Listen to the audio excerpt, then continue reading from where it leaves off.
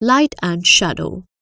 Look at the picture given above and find out which objects allow and which do not allow light to pass through them. Let us explore light and different types of materials.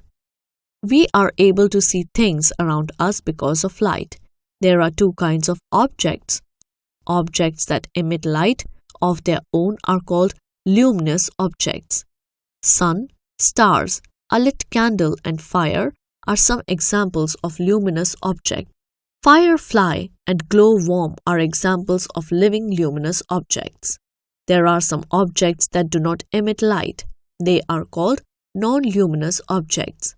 Some examples of non-luminous objects are a book, wall and a table. Though non-luminous can't emit the light, we can see the objects because the light falling on them gets reflected to our eyes. These are made of different types of materials. These materials allow different amounts of light to pass through them. There are three types of substances depending on the amount of light passes through them.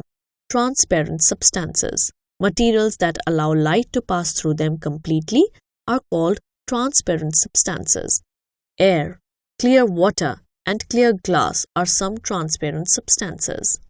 Translucent substances. Substances that allow light to partially pass through them are called translucent substances. Examples are colored glass, smoke, butter paper, and frosted glass. Opaque substances. Materials which do not allow light to pass through them are called opaque substances. They completely block light. Examples are mirror, wall, a sheet of cardboard, and wood. Shadows. Shadows are formed when an object lies in the path of light. When are shadows formed?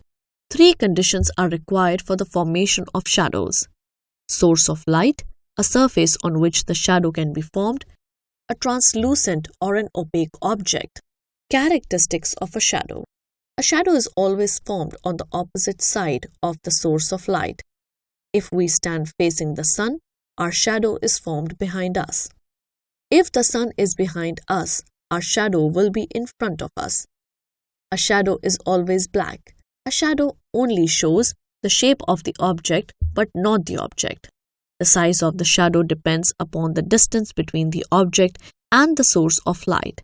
As the object moves further from a light source, the shadow becomes smaller, and as the object moves closer, the shadow becomes larger.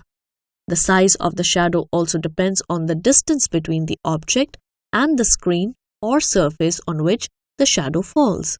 When the screen is closer to the object, the shadow is smaller, and when the screen is away from the object, the shadow is larger. Torch, ball, shadow. Source of light, object, shadow formed on the screen, screen. Example, a wall.